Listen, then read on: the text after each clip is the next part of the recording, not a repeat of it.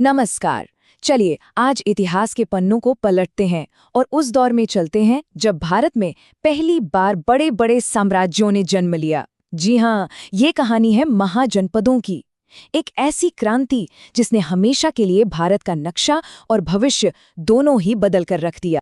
तो चलिए इस पूरी कहानी की शुरुआत ना एक सीधे से सवाल से करते हैं।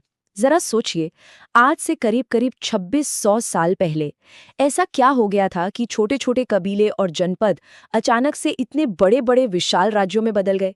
आखिर भारत का पॉलिटिकल मैप वो कैसे और क्यों बदला? चलिए आज इसी की पड़ताल करते हैं। अच्छा, तो इस पूरे बदलाव को समझने के लिए हम क्या-क्या देखने वाले हैं? सबसे पहले हम उस महान परिवर्तन की जड़ तक जाएंगे, फिर देखेंगे कि ये 16 महाजनपद आखिर आए कहाँ से। उसके बाद जानेंगे कि इनमें से 4 सबसे शक्तिशाली कौन बनकर उभरे, और फिर सबसे जरूरी बात, आखिर में मगध ने सबको हराकर एक विशाल साम्राज्य की नींव कैसे रखी। एक ऐसी नींव जिसने भारत के इतिहास की दिशा ही तय कर दी। तो चलिए कहानी को बिल्कुल शुरू से पकड़ते हैं, एक महान परिवर्तन का आरंभ। और हाँ, जब हम परिवर्तन शब्द का इस्तेमाल कर रहे हैं तो इसका मतलब कोई छोटा मोटा बदलाव नहीं है। नहीं, हम बात कर रहे हैं एक ऐसी क्रांति की जिसने आने वाले शक्तिशाली साम्राज्यों के लिए, अब कह सकते हैं, एक स्टेज तैयार कर दिया था।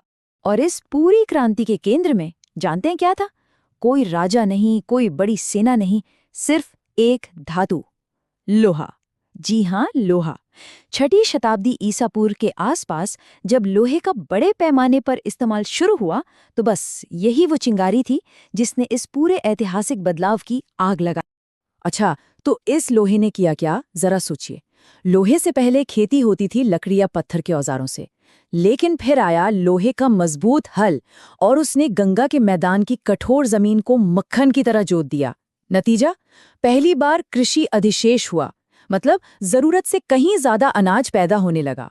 और ये एक असली गेम चेंजर था, क्योंकि जब पेट भरने की टेंशन खत्म हुई तो लोग दूसरे काम धंधे भी कर सकते थे, है ना।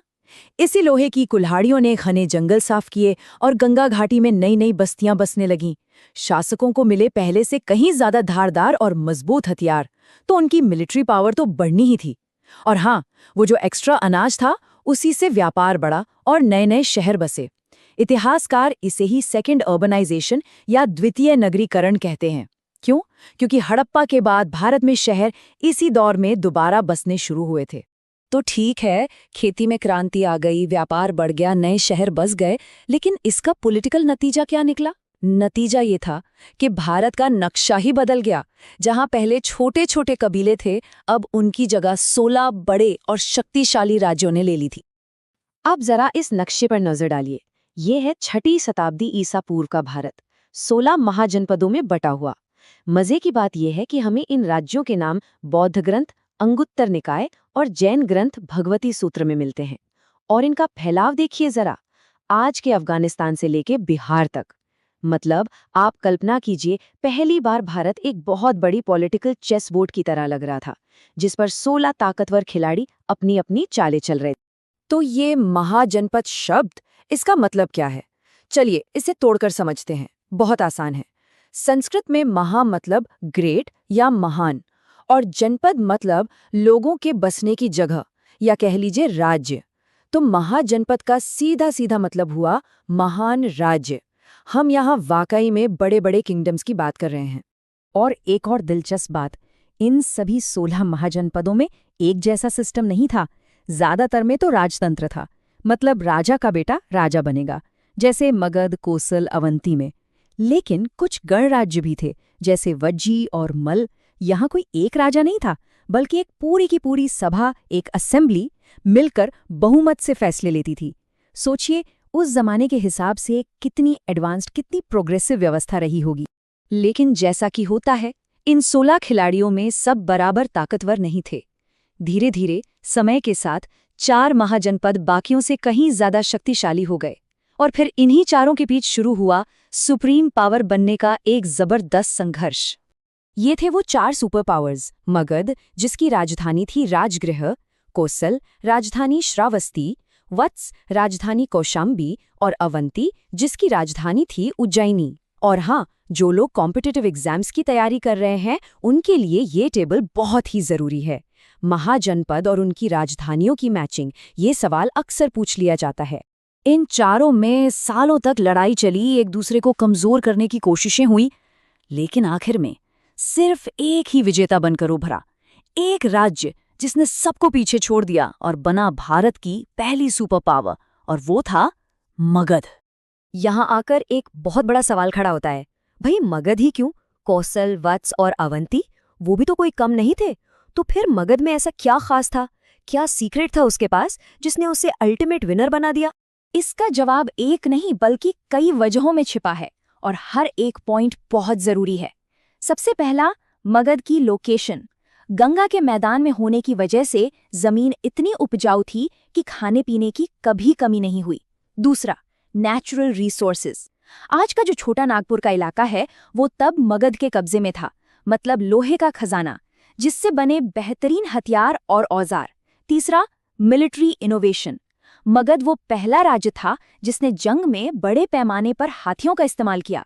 आप इन्हें उस जमाने के टैंक समझ सकते हैं जो दुश्मन की सेना को कुचल कर रख देते थे। चौथा, इसकी राजधानियां। पहली राजधानी राजगृह 5 पहाड़ियों से घिरी थी, एक नेचुरल किला, और बाद में बनी पाटलिपुत्र जो चारों तरफ से नदियों से घिरी थी, एक वाटर फोर्ट या जल दुर्ग। और हाँ, शायद सबसे जरूरी वजह, लीडरशिप। मगध को बिंबिसार और अजातशत्रु जैसे जबरदस्त, एम्बिशियस और काबिल राजा मिले जिन्होंने इन सारे फायदों का पूरा इस्तेमाल किया। तो मगध की ये जीत सिर्फ एक लड़ाई की जीत नहीं थी, नहीं, इसने तो भारतीय इतिहास के अगले और शायद सबसे बड़े चैप्टर के लिए, मौर्य साम्राज्य के लिए, रास्ता साफ कर दिया था। तो इस पूरी कहानी का निचोड़ क्या है? सार ये है कि मगध ने जो एक एक करके बाकी महाजनपदों को जीता और एक सेंट्रल पावर बनाई, बस यही वो प्रक्रिया थी जिसने आगे चलकर भारत के पहले महान और यूनिफाइड एम्पायर यानी मौर्य साम्राज्य के लिए एक मजबूत बुनियाद तैयार की। ये टाइमलाइन इस पूरे सफर को बड़े अच्छे से दिखाती है। देखिए, कहानी शुरू हुई 600 ईसा पूर्व में, जब कई महाजनपद थे।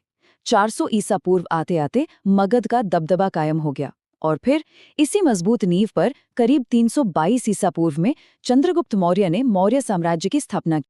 तो आखिर में हम इसी एक सवाल पर आकर रुकते हैं कि कैसे एक इलाके के जियोग्राफिकल और इकोनॉमिक फायदे जब एक काबिल लीडरशिप के साथ मिल जाते हैं तो वो इतिहास का रुख मोड़ सकते हैं।